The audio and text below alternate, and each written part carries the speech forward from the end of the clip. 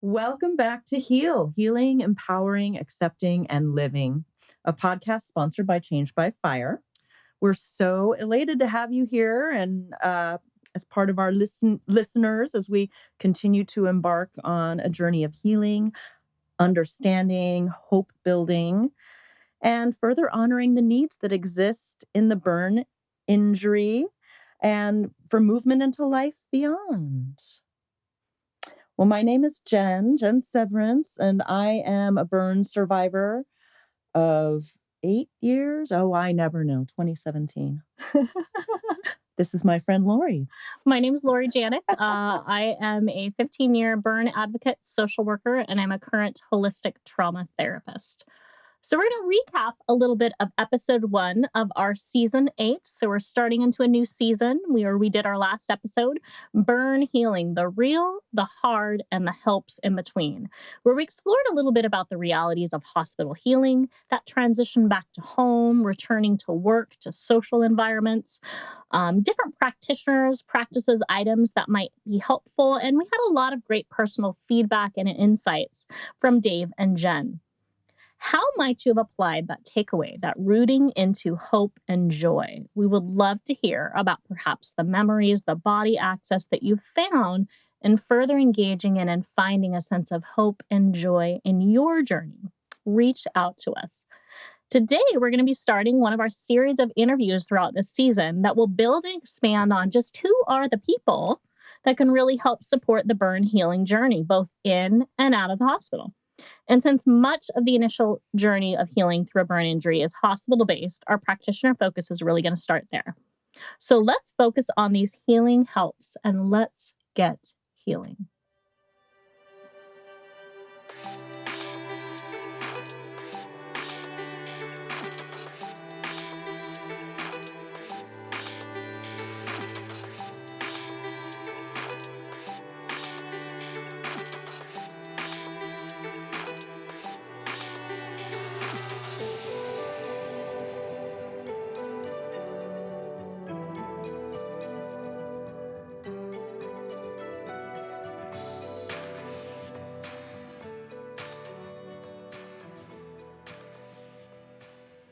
Yes, so much of many of the initial memories surrounding an injury and the healing journey are going to begin in the hospital or the medical unit, wherever you might end up after a burn or any sort of accident.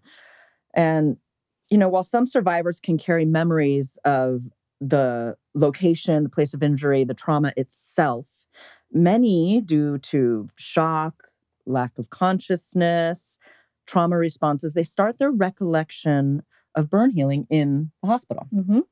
So let's be real. The hospital can be a pretty overwhelming place to wake up. Yeah, bright lights, stark walls, the sounds and noises. And let me tell you, in a burn ward, those sounds and noises are pretty intense. You got your bandages, wraps, dressings. It's a lot. All of the uniformed staff coming in, and they're taking shifts. So, it's just a whirlwind. Just a lot of foreign. And then you add to that the pain, the fear, your separation from your family, your peers, that additionally you're waking up to all of that. So it's a lot. So what do you do? How do you respond in these circumstances? I know for me, exactly. I was unconscious for my accident. Yeah. And so I woke up to the pain, and my memories do begin there. So instead of, a lot of burn survivors have the trauma of the actual accident, and they might see a fire on a movie or an explosion and have a trauma response. My trauma response is literally the hospital. So getting there, screaming as I was wheeled into the ER, and then the sweet relief of whatever cocktail of drugs they gave me. And then from there, yeah, that is just the bulk of, I think, most of burn survivors, the bulk of their experience and their fear and trauma is a lot about the hospital. Yeah, and I think it makes the hospital, for many people, I think the hospital already, or a hospital environment or a medical environment already, can be like a scary place to think about. just based on people's experiences with a hospital or medical location prior. But for a burn injury, when you wake up in that hospital, that medical unit, you're immediately facing all of these different danger cues, which you're just exactly referencing, your inner sense of pain, any hurt, any big emotions surrounding where you're at, what might be going on. The people, the environment, they're unfamiliar. And we read unfamiliarity as danger in our system. And the unknowns of what's going to happen now, what's going to happen next. So there's so many danger cues circling around, which can easily hijack your nervous system and move you through a state of maybe sympathetic, where you try to fight it, push against it, or flight, where you try to run away, or even into that dorsal shutdown where you freeze, you numb, you go despondent, you go to that checkout place. And both of those happen quite often, I think, with a lot of people. And so what do you think could be helpful? What do you think you might be needing here that could allow for even just a little adjustment to how quickly, how heavily a situation such as this could hit? One word: safety. One safe person, one safe feeling place, one safer interaction, sense of understanding around what's going on can really help create an anchor of holding in yourself, in your body, in your brain space from that danger in tread and climbing. And by safe, I mean that sense of, being listened to, that sense of explanation, understanding of what's going on, that sense of settling that then occurs internally. Your heart rate starts going down a little bit. Your clarity starts open up a little bit. And just something familiar, something comforting, a face that maybe appears a bit friendly. Friendly faces are softened faces, softened eyes, softened smiles, and just speaks with a sense of encouragement.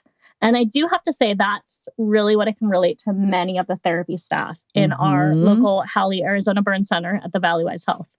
This team of occupational and physical therapists really encompass the duration of healing that so many burn survivors embark on, and just are some of those initial faces when you enter the hospital. And so their engaging demeanor, their explanation, and I found this of all of the therapy staff there, their explanation of what's going on, this is what's going to happen, that sense of support can really make such a huge impact into a sense of safety in this initial process of burn healing. So we thought for our first practitioner involved in the hospital, we would bring one of the therapy staff here to really be a part in this podcast. So we have Andrea Martinez here. She's a certified hand specialist and occupational therapist here at H.E.A.L.ing Arizona Burn Center. And we are just so grateful that you are able to be present and be a part of our first practitioners in the hospital healing journey. Yay. Excellent. Thank you guys for having me. I'm happy to be here. This is going to be great. Yeah. It is super exciting. It's funny, as you were talking about like that calming, that person of safety. Even knowing we were going to speak to Andrea, I started thinking of all of the OT and PT people coming in and having that like positive vibe that just made you happy to see them, even if they were going to make you do painful things. But so Andrea, let's get started. The burn community is such a unique niche of care and healing support that can often require a lot of long hours, hard hours. You've got your continuing education, a lot of learning, and a lot of big emotions and support needs. So we're wondering, how did you come to find the burn community and get into the role that you're in now? I actually found the burn community as a student. So as part of our clinicals in school, when you're studying to become a therapist, you have to have these rotations in different settings. And it's designed to help you kind of decide which role you would like to play, or in which type of setting you would like to be in, as far as like maybe you like to go into inpatient hospital rehabilitation, or maybe a skilled nursing facility. There's a lot of different options. And we had a therapist who used to be at the burn center, and she came in and she did a guest lecture. And at the time, I had my heart sold on being a certified hand therapist, and I was going to do outpatient rehab. And I like the complexity of hand therapy. It's very biomechanical based. It's very anatomy based. Like the body is a puzzle, and I like that type of puzzle, right? And I knew that that was what I was going to do. And then the guest lecturer came in, and I figured out that I could combine everything that I wanted to do, but also combine it with wound care. And I was like, oh, this sounds kind of cool. I love a challenge. I love to use my brain. I love to figure out how things work. And I was also drawn to therapy just initially, just by becoming an occupational therapist, because my dad, he utilized the healthcare system a lot. He was sick, and at the time, I knew I wanted to go into healthcare. This was prior to getting into grad school. So I found OT through my father, knowing that I wanted to help others because I saw how much that helped. And then seeing the guest lecturer come in and just be so passionate about what she does, and knowing that this combines two of my loves. And I was like, okay, I got to try this. So I was lucky enough to get assigned as a rotation to the burn center here in Arizona. And as soon as I landed there, I knew, like, okay, this is the end game. This is where I'm going to spend the rest of my career, like that, or that's where I want to spend the rest of my career. And luckily, I did an okay job.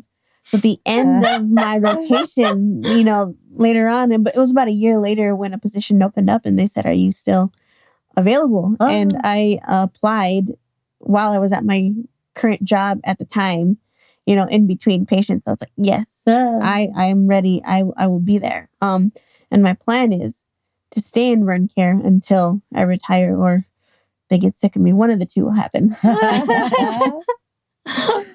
But very, very blessed. I am so passionate about the burn community and about burn care. Very, very lucky. Not many people get to figure out what they're going to do with their life, or they know what their purpose is that early on. And I am so blessed to be able to have that, because burn care is home for me. Oh, that's awesome. Yeah. I think that is a very accurate statement in terms of to be able to find the level of passion and commitment and joy in a profession, A, and B, early on in your career. That is a true rarity. For you, because you mentioned initially, I definitely wanted to be a therapist. I wanted to be OT.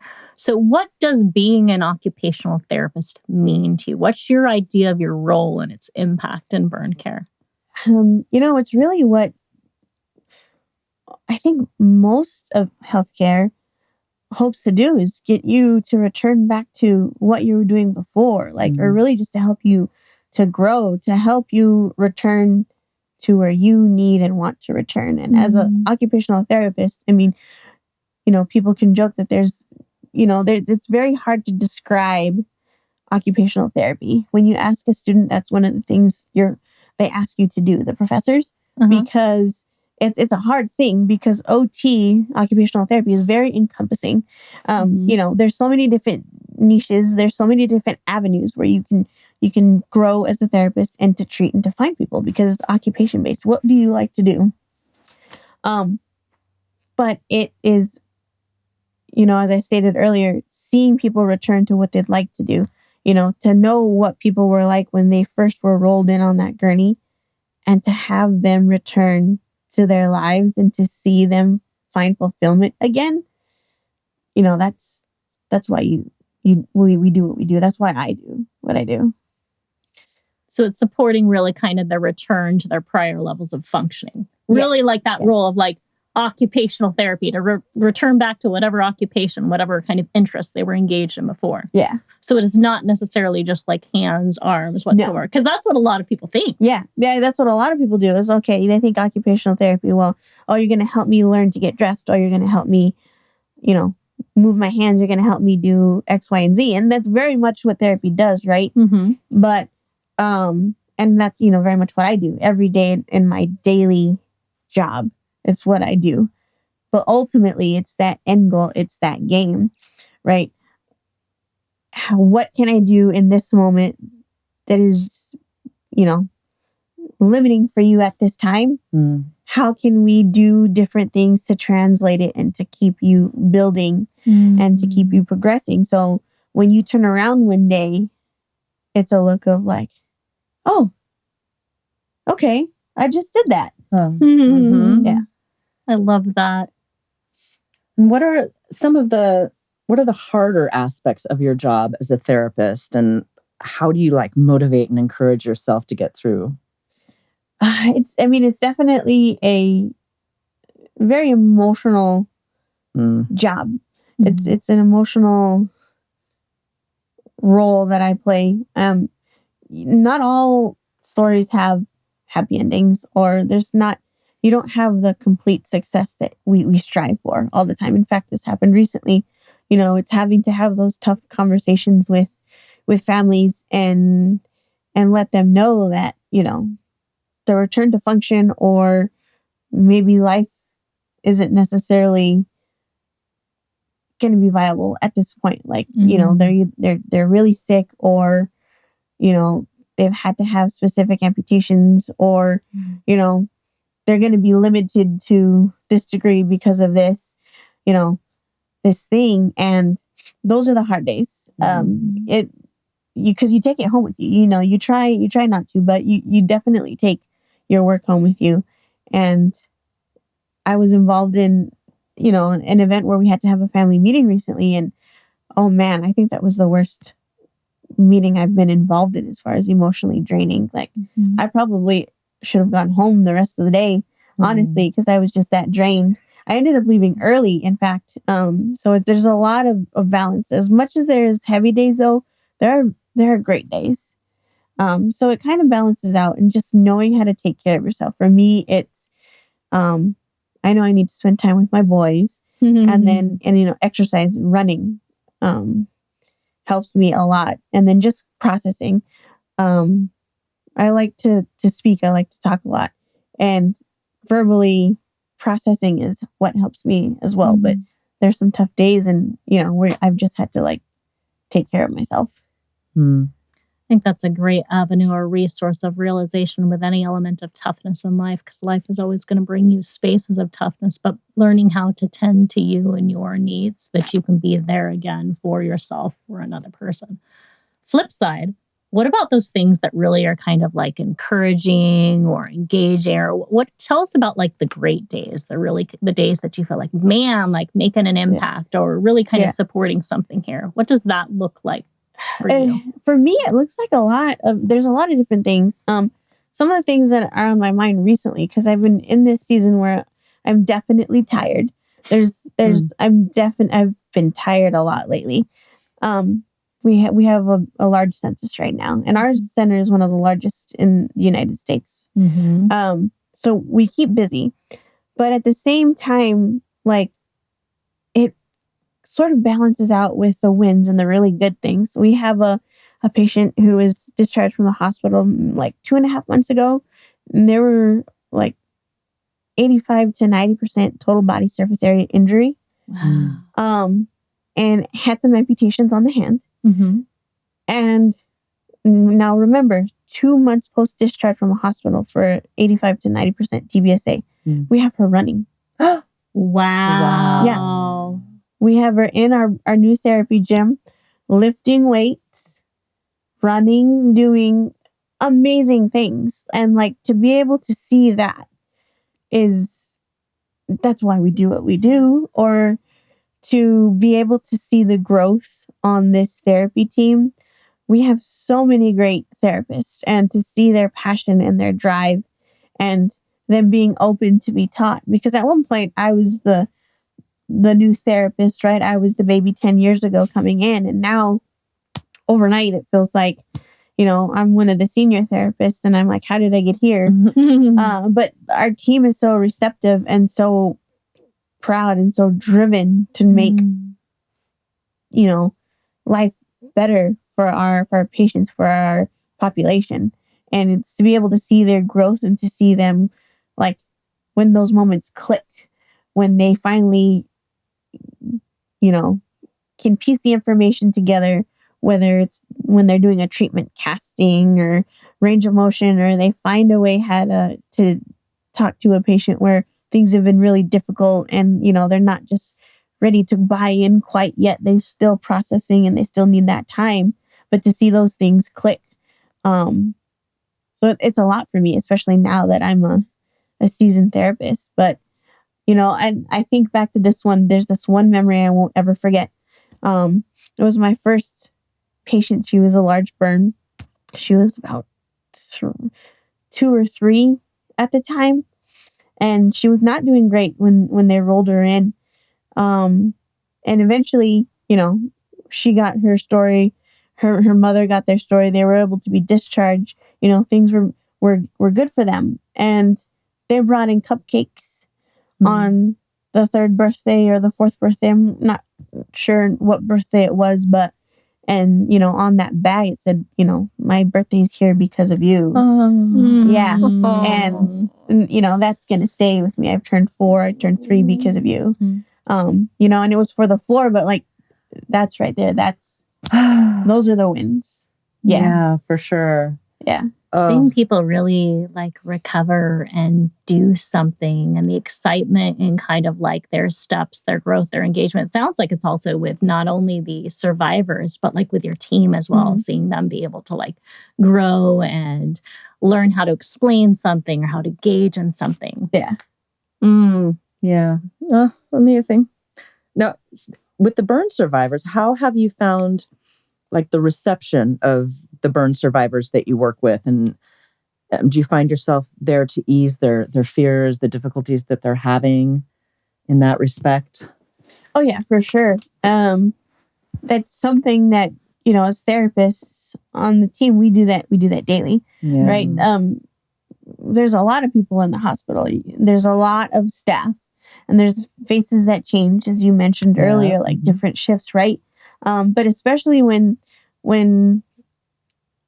people start to wake up and we're treating them daily, we're some of the most consistent faces that therapy or that patients see, right? That survivors see. And the one thing that I can tell you we're great at as far as therapists go, and it's a skill to have learned, but a lot of the times the doctors come in or whoever, and they're going to talk really fast, really quickly, because they have a lot of people to see, and they explain whatever's going on in scientific terms, and then they walk out and they say, "You have any questions?" And you're like, "What just happened?" Right? And so therapy, I'll tell you, we do a great job of, we have to come in and reframe it for folks. Like, okay, you remember when they said this? This is what this means. And then, letting them know how the day's going to go. Like, I'm very much a firm believer in, building that trust early on.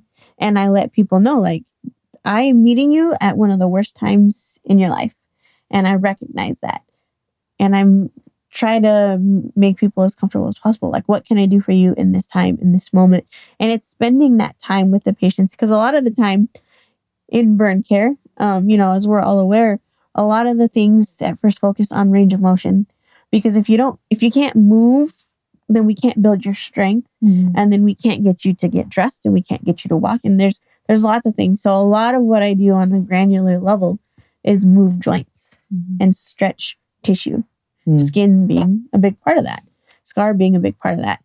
But while I'm doing that, I like to have conversations with patients. In fact, the other day, I'm infamous rather, for taking a chair in the room and sitting bedside, because my specialty is upper extremity and hands. So I will be literally holding somebody's hand and having conversations with them. What do you like? What do you like to do? Let's process. How are you feeling? And the other day, I just had to walk somebody through seeing their face for the very first time, and that it was a learning moment for me as well, as far as, trying to make people comfortable, because we had that trust that I built in. Like I told you, I'm very conscientious about that. And I hadn't realized that they hadn't seen their face yet. But I was talking about eyelids, how the eyelids can get tight, and how we're worried about eyes getting dry. And so they were like, "Well, can I see, what you're talking about?" So I said, "Sure." So mom took a picture of the patient with their eyes closed, and, they weren't quite touching if they were gently closing their eyes. And so we showed, and they were like, "Oh, okay. Thanks for explaining that. Like, I get to see what you mean." And then very shortly after, there was a whole demeanor change. Mm. And the patient said, "Oh, that's the first time I've seen my face."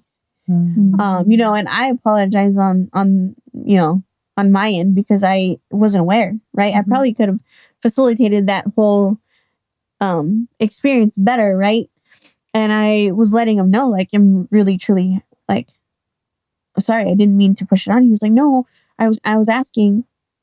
But I sat there and we processed it. And so I allowed him to go at his own pace. He said, I'm good. Thank you for taking the time. And, we're back to talking, back to sitting bedside, stretching. And then he tells me, "Oh, another thing, like, I wanted to talk about." And so through that whole session that I was sitting there, holding his hand, stretching him, he was able to bring several more things up just that he wanted to process. And so there's a lot of trust and there's a lot of, personal relationship building that I do every day, that all therapists do every day when we're with these patients, because oftentimes, again, we are the most familiar faces. We're definitely in the room sometimes more than people like in general. But that's also how we get folks to buy into their treatment, buy into their therapy, buy into getting better for themselves. But it starts with trust. Well, I was actually going to ask you about sharing a story, which is just exactly what you did. But I'm going to comment on your story because I think this circles back to what we first were talking about with regards to safety. So many safety cues that you've really mentioned, or that I'm going to highlight that you've mentioned.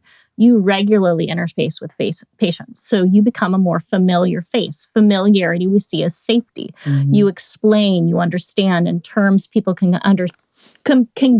grasp, which that, again, the more clarity we have around what's going to happen, what's the process going to look like, what's the details of the day, we read that as safety in our system. Just you respond to questions, you ask about things beyond the burn. So that insight, that willingness to delve into a relationship, again, we're going to perceive that as safety. You notice a rupture. You noticed a rupture in that moment. Hey, something happened here. There was a shift in like this patient and how they responded here. You attempted to repair it. They accepted your repair. Again, safety. So all these safety cues coming together, which really help build that process of relationship and trust. So this is where I'm saying, and this is where, I'm a firm believer in this. I don't know all of the therapy staff at Valleywise now. I used to know several of you, but just there is such rapport and attendance and attunement where it's really, you do far beyond just your job. Yes. You really work and with the patients and see them as people outside of that, which makes a tremendous impact in recovery. Yeah, and I can firmly speak on behalf of my team. Like, we are all that way. It's something we take pride in. And we definitely take pride in building relationships with our patients. We definitely take pride in being able to connect. That's a helper. Yeah, for sure. It's amazing because as you're speaking, how much outside of the box of an occupational therapist or a physical therapist, if you're, as a layperson just thinking about, they go to school, they learn the anatomy and this, that, and the other. But it's so much more because each patient that you see, you get to know that person and understand where do they need to go from here. And that's just a very cool position to be in. And you talked about how you found, like, when you got into the community, how you kind of found your place. So we know you're going to stick with this and like be with this burn community throughout your career. What do you see as your future going forward and growing where you are now? And in addition, are there any supports that you have noticed that help as people are trying to heal and move forward? Let's see. Like when people move into that outpatient place. Once they leave you and they don't have you to hold their hands. What we talk about a lot as far as, they're leaving the hospital and they're going to be going into that outpatient space in place. I do want to comment on this for sure. We're trying to build that, anyways, in Arizona, our outpatient program. And that's something I hope to see so we can continue, because I will say, as burn care providers, right, it's a passion and it's something we're very fond of. It's something we love a lot about our position. We want to keep our survivors, and not as far as possession, but we want to continue to treat these patients because we know that we can provide the best resources. We can provide the best care, right? Because if you think about burn care in its existence, right, it's a small niche community. Yeah. Okay. Then think about it in therapy terms. And this is why we push so hard for therapists to be burn therapists. And then, there's a new certification for burn therapy to become an expert in burn care as far as therapy goes. And the reason we push for this is, think of how many therapists there are in the valley. Okay. We're talking tens of thousands. Okay. And then you break that down into how many are occupational therapists. Tens of thousands, but it's drastically reduced from just being a therapist in general in the valley. And then you take that and pare it down some more. How many therapists are outpatient and inpatient or hospital-based therapists? Then that number is getting smaller, right? Less than 1% of the population is a burn therapist. Less than 1%. Okay. And as a survivor and a patient and a provider for survivors, I want everybody to get the best care possible. And so it breaks my heart for folks having to go out into the community. Not that there aren't great therapists in the community. Don't get me wrong. I'm not saying that. But, we have a little bit more. We're resource plentiful here in Arizona. We're blessed in the Phoenix area. And I know that, like I said, again, it's less than 1% of the population. I want to be the one to help these burn survivors get better. I want to be the one to help them move forward, because I know the quality, at least for sure in our center, because of the pride we take. And that's with all burn care. So we work really hard on top of that to get out there and to educate folks, educate outpatient rehab places, or if we know we're going to send somebody, and we'll call and we'll take a visit if we need to. We'll push education. That way we're making sure that everybody gets the same care, or at least access to it. And we keep up with patients in the clinic. One thing that I like to tell the patients, though, as far as skills, is keep showing up for yourself. That's the biggest thing. That's the biggest advice I can give to anybody going through a tough time. I tell this a lot to the patients, especially when you're first waking up. You spoke about thinking about, or not thinking, but feeling, being scared, being overwhelmed, or an array of emotions, and that can change minute to minute. And that, can last sometimes a while. But I tell the patients, every single patient, especially, a week or two after they first wake up and they're starting to piece things together, is you don't have to necessarily like it. You don't necessarily have to want to do it. You don't necessarily have to feel like doing it, but keep coming, keep showing up for yourself. And that, that is a skill to learn in and of itself. Especially in burn care, when things can change rapidly.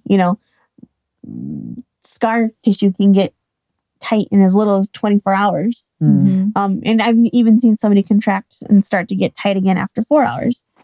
And so it's an act of keep showing up for yourself, or learning that even though I don't really like doing this at the time, and in fact, I can't stand it, but I'm going to keep showing up, and inch by inch, millimeter by millimeter, things get better. It's a skill to learn that. Sometimes it takes folks to where they're really tight, or they're in a place where they just can't, this is the point that they decide to choose something for themselves. And part of that is going to be a choice that they don't necessarily feel like they want to, but they're going to keep showing up, because those appointments over time will eventually add up. I think it's very much something that you have to learn, is to choose to show up for yourself. And, it doesn't happen for everybody right away. It happens sometimes weeks, months, sometimes even years for people. But it's, it's part of that journey. And I think as well, just as I'd hope that people can to learn that for themselves earlier than rather later, but that there's always time.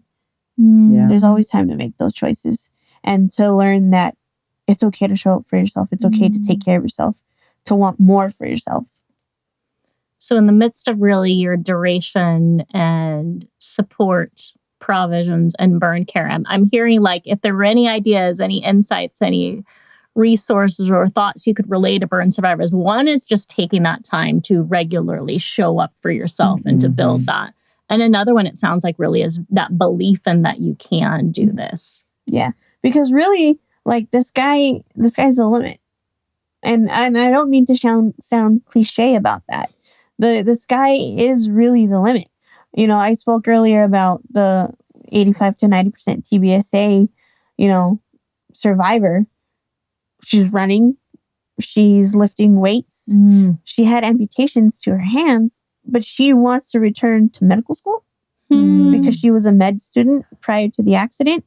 And she said she is going to become a physician again. Yes. And this didn't happen overnight. She just didn't wake up one day and be like, I was in an accident. Now I'm going to just keep pushing farther. No, we had to have multiple conversations. We had to build that trust and to give her that belief. And, in the burn center, I'm known for the big pep talks. If a patient is having trouble, I'll come in and talk to them. And I use the same things that I mentioned earlier is, I'm meeting you on the worst time of your life. And I recognize that you don't necessarily want to be here, and that is okay. But what I will tell you is that things will get better. You just need to keep showing up for yourself. And at some point it clicked for her. Now, for her, it clicked a little sooner than others. But she's gonna be a physician, and I 100% believe in it. Because she has that belief in herself. Yeah. Well, and it sounds like you and your team and the external support that she's received throughout this journey, it's built her internal support back in her. Yeah. And you can see that the light is back. And that's everything for us. Yeah. To be able to move forward and to know that this is not the end of your road. Yeah. It's really cool to be able to get people to see that. Yeah. That you can move forward. Yeah. Wow. Well, Andrea, thank you so much for being our first guest in this series on practitioners within the burn community. But thank you for your time, your skills, the insights you shared, and just the person you are and the role that you play that really does make such a big difference in allowing for a safe anchor. We're all about the safety and the engagement in the hospital healing journey that you take part in. Truly, your role empowers in many ways burn survivors to find that the safety in their body, their self, and their life again. We are grateful. I'm just equally as grateful. Grateful to have found my home, like I said, and grateful to be a part of this podcast. Cool. Well, like every episode, we always like to end with a little bit of a takeaway tool, usually somewhat related to whomsoever we are talking with or whatever topic we're talking on, that can just further expand a resource, something you can self-apply, you can use forward to help emotionally, to help with coping, to help with navigating in your own recovery journey. And today's takeaway technique is going to focus a little bit on our use of our hands and arms, which that's what you kind of do, although maybe not this exact thing. And often hands and arms are really significant areas of burn impact as well, too. So I'm going to teach you what's called the pendulum self-hug. So with that, what I want you to try to do, if you're practicing this with us in real time, you can join along. If it's something you want to circle back to later, that is completely fine as well. You're going to cross your arms over your chest and just give yourself a little bit of a self-hug. In my therapy world, we call this a little bit of a somatic hug, because you might notice as you do this, it brings a little bit of feelings in your body. You might notice, how are your hands, how are your arms placed? Does it feel better if they're placed differently? I really like one on my shoulder and one underneath my armpit. And you're just going to allow yourself to take a few breaths.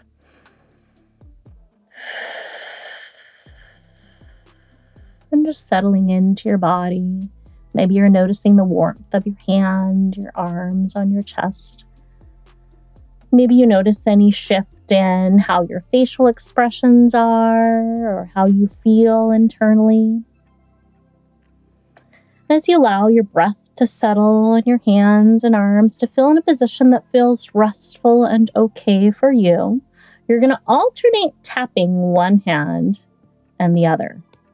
Now, mine will look a little differently because I have one hand on my shoulder and one on my armpit. If you have it like this, you're just going to have a gentle tap back and forth and back and forth. And see if you can build just a steady rhythm and notice how that feels for you. Our body really likes to have a sense of rhythm, to have a little bit of a sense of predictability. And you can speed it up a little bit if that feels okay for you, or you can keep it slow. Maybe try out with a few different speeds and notice how that feels. Choosing something perhaps that feels a little bit calming, a little bit settling for you. You can carry this a little further if you like, and I like to sway and rock a little bit. Those who know me, I'm a mover. This is just meant to kind of provide yourself a little bit of a sense of comfort, a sense of settling. Recognize what you need for today. See if you can take in a little piece of that. Maybe it's that belief in self that Andrea mentioned. Maybe it's a little bit of a sense of confidence or a little bit of a sense of peace if today's been a really difficult day. Just allow yourself to gift that to you, to take that in for you.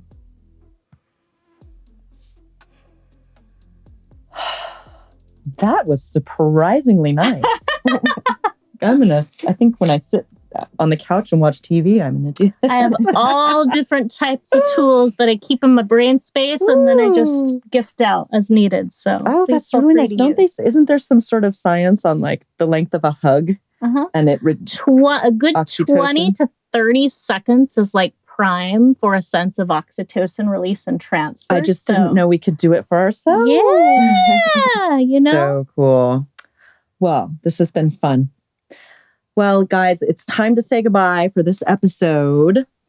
So in closing, Changed by Fire is a 501c3 nonprofit committing to helping burn survivors and their families cope and thrive in life after a burn, emotionally, psychologically, and socially, utilizing alternative healing methods such as EFT, equine therapy, burn scar massage, yoga, aromatherapy, meditation and breath work, and more. And we are so excited to provide regular community events in Arizona to enhance relationships and community, as well as we are actively building out our website to showcase even more virtual supports and offerings as well. So check us out at www.changedbyfire.org. And if you're interested in being on the podcast, sharing your tools for healing, your story, or if you're a practitioner and would like to further help us expand our reach, please reach out to us. And as always, we like to really close with the acronym that this podcast is based on, which is HEAL. So H, have some insights into your therapy supports and needs in your journey. E, empower your sense of engagement and movement with your therapist at hand or therapy supports outside of the hospital if that's where you're at now. A, allow yourself to believe in your capacity to heal and to find growth and notice it. And L, let in that sense of safety. Let it return into your life as you notice the growth that you're making for you forward. You can heal and live through this. We'll see you all next time. Bye. Bye.